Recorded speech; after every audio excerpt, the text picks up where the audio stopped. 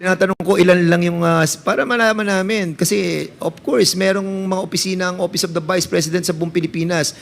Are those offices that are being mentioned by the Office of the Vice President all over the country constitute also as the safe house? They submit the supplier or the contractor of those purchase items. Siyempre, may nag-purchase, may nag-supply niyan eh.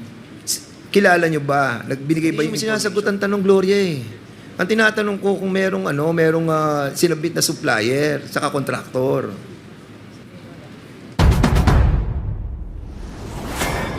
Because if you were going to compute 14 million divided mo sa 11, that is 1.2 million for the information that wanted to be purchased by the Office of the Vice President and was approved by the COA. And that worries me a lot, no?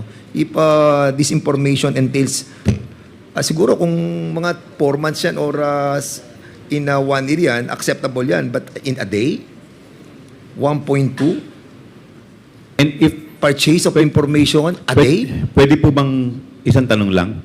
Yes, sir. Yung po bang 14 million na yun na information, sa isang tao lang po ba yun o maraming tao po yun? Mr. Chair, hindi naman po yun sa isang tao lang. Okay, just to... Ilan pong tao? Kung alam lang po ninyo. I don't have the information right At now. kung magkakaano po kada tao ang binigay para po sa purchase of information na yun? At kung saan po mga area? Mr. Chair, details na po siya ng audit, so we could answer through if we are duly issued po subpoena do Sistecom. Is there any motion? Do I hear any motion? Yes, well, I move that ano ba? I move that we subpoenaed the Dusestecum. The detailed information. All those documents pertaining to the purchase of information, the detailed information about it. Is there any second to the motion? Second, Mr. Chairman. Duly seconded. Is there any objection? Hearing none, the motion is carried. Secondly, Mr. Chairman, this is the payment of reward. Sa payment of reward, you utilize 10 million. The Office of the Vice President utilized 10 million. And this was spent for 11 days. So almost 1 million a day for the reward, payment of reward, cash. Cash. Same thing, COA. How this 10 million was utilized daily by the Office of the Vice President? Can you kindly educate me on how this happened? A million a day for payment of cash reward. Was there any news about the cash reward that was given by the Office of the Vice President to any individuals, for that matter, pertaining to this payment of reward in cash by the Office of the Vice President? Mr. Chair, again, it is part of the it will be a part merits. of the documents of the detail. Although, Mr. Chair, we have indicated in the ND the reason why the rewards were disallowed. They were not able to satisfy us with the Okay, I'm sorry. documentary I'm requirement. sorry, COA. You mean this 10 million is part of the disallowed by COA? Yes, Mr. Chair. I'm sorry about it. So, sige. Okay, so disallowed to. Okay, sige. So, have they given you some information on, or the detailed information about this payment of cash reward? They have submitted compliance documents, Mr. Chair. But we deemed it not sufficient. Yeah, go ahead. We deemed it not sufficient to answer the requirements of the joint circular. Can we also, in that case, Mr. Chairman, may I move to subpoena also those Dusestecum, those documents pertaining to the payment of cash reward? There is a motion by the Honorable Fernandez to issue subpoena Dusestecum with respect to the payment of cash reward. Ito naman pong Is there any objection? Is there any second to the motion? Second, Mr. Chair. Duly seconded. Is there any objection? Hearing none, the motion is carried. punta naman po tayo sa rental of other incidental expenses relative to the maintenance of safe houses. How many safe houses have the Office of the Vice President have? Mr. Chair, again, it falls part of the merits. However, may I just say, Hindi naman Now merits na- naman yun, Gloria. Tinatanong ko ilan lang yung, para malaman namin. Kasi, of course, merong mga opisina ang Office of the Vice President sa buong Pilipinas. Are those offices that are being mentioned by the Office of the Vice President all over the country constitute also as the safe house of the OVP? Ayan, nakalagay dito. Meron kayong maintenance ng safe houses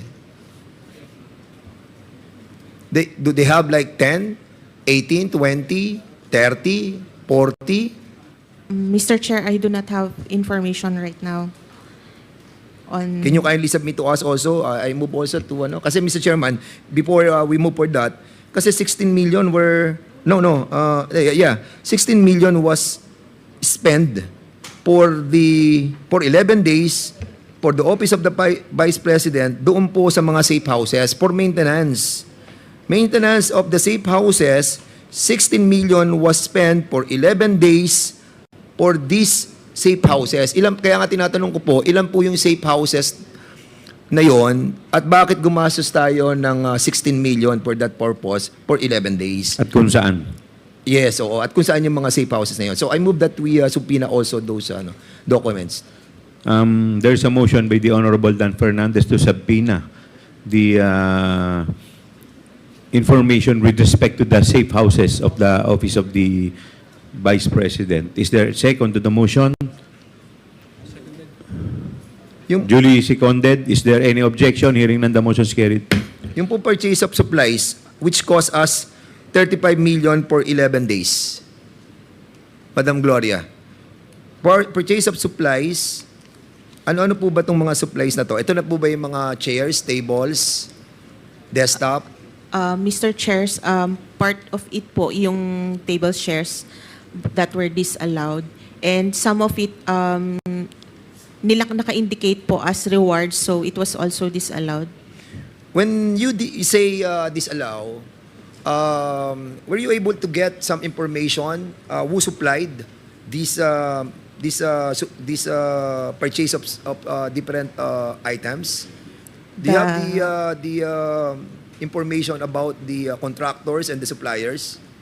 Mr. Chair, based on the joint circular, these supplies, materials, and equipment for confidential operations are not done through regular procedures without know, compromising the information. I know. What I'm trying to tell you is that wala namang bidding siya Hindi naman siya Yes, nabibidding Mr. Chair. talaga ang confidential fund.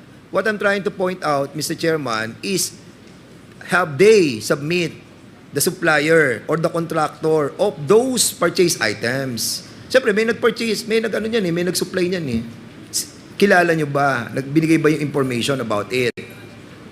We only received documentary evidence of payment, Mr. Hindi mo Chair. sinasagot ang tanong, Gloria Ang tinatanong ko kung merong sinabit na supplier saka contractor.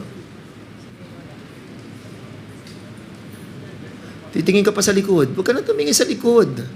Wait. Ano bang position mo sa COA? Attorney 5 po, Mr. Chair. And what is your responsibility in the Commission on Audit? Review of the audit po. Ha? Review of the audit. Review of the audit. Ano ginagawa ng Conducted. review of the audit? Tinitingnan ko, Chair, yung... So, nakikita mo na. Huwag ka na tumingin sa likod. So, anong nakita mo doon? So, binigay sa iyo yung 35 million na purchase ng goods for 11 days. Siyempre, nakita mo, 35 million, 11 days. Wow! Ang bigat nito, 35 million, 11 days. Sino yung nag-supply nitong mga supply na to? Di ba? Yan ang trabaho mo So, yes. sino yung mga supplier? Mr. Chair, kasi... Sino yung mga supplier na nakita mo? sa merits na po kasi... Oh my Merits goodness. na po Ang kasi... point po ni It's not Congressman Dan Fernandez, hindi ka ba Hindi. nagtaka? Yun po yung yun po yung gusto niyang ipunto. Hindi po ba kayo nagtaka na nagkaroon ng purchase na worth 35 million in 11 days? Tama po ba 'yon? Yes, oo. 35 million. Ako naman, kahit ako, mayor ako eh. Di ba nakita ko, nag-purchase ako ng ganito, 35 million in 11 days. Magugulat ako. Ano-ano ba to? So ikaw, bilang ikaw yung parang COA, nakikita mo yan, nakita mo 35 million in 11 days. Supplies. Sino supplier nito? Di ba? Hindi maapekto ng merit nito. Tinatanong ko lang kung sino yung supplier. Now, kung binigay nila yung supply, binayaran nila, at nakita nating above board, so what's the problem? Okay. But unfortunately, magugulat ka 11 days, 35 million for purchase of supplies. Kaya tinatanong ko lamang, sino yung supplier? Mr. Chair, hindi po ako makapagsabi ngayon ng... Alam mo, Gloria, nagsisinungaling ka. Don't. Please. Sabihin mo lang kung sino yung supplier. Sir, ang sinubmit lang po talaga nila is evidence, documentary evidence of payment. Hindi na po yung... So wala yung supplier. Opo, Are you sure? Opo. Wala doon sa sinabit sa inyo? Yes, Mr. Because Chair. we are... we Yes, move for na- those documents a while ago. Yes, Mr. Kasi Chair. pag nakita namin meron doon, tatamaan ka dyan. Sige ka. Mr. Chair, ang sinubmit po nila sa amin is yung documentary evidence of payment, but wala po yung mga Wala yung supplier. suppliers. Okay, po sige. nila. I will accept that momentarily. Okay. Mr. Chairman, punta po tayo dun sa sa provision of medical and food aid. 40 million for 11 days. Again, wala rin yung supplier dito? Wala din po, Mr. Chair. Kaya part din po siya ng Did you ask disallowed the Office of the Vice President to submit all the contractors and suppliers of all these supplies and the medical and food aid? We asked them to explain po the... Hindi, but did you ask for the supplier? Normally, Chair, hindi po. Why? We just do our audit based on the requirements under the Sige, joint I will circular. accept that. But Mr. Chairman, at least I think it is imperative for us to find out the contractor and suppliers of all those supplies that was purchased by the Office of the Vice President. Not because ano tayo, what do you call this? Medyo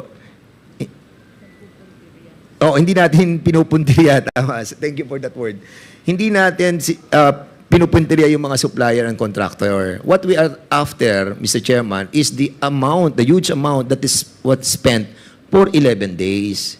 And this is something extraordinary. Hindi naman po siya ganun kasimple that 40 million will be spent on medical and food aid, 11 days. Tapos yung supplies, 35 million for 11 days. Purchase of information, 14 million for 11 days. And ito pa, yung lastly, yung payment of incentives on traveling relative to the confidential operations. How does it work?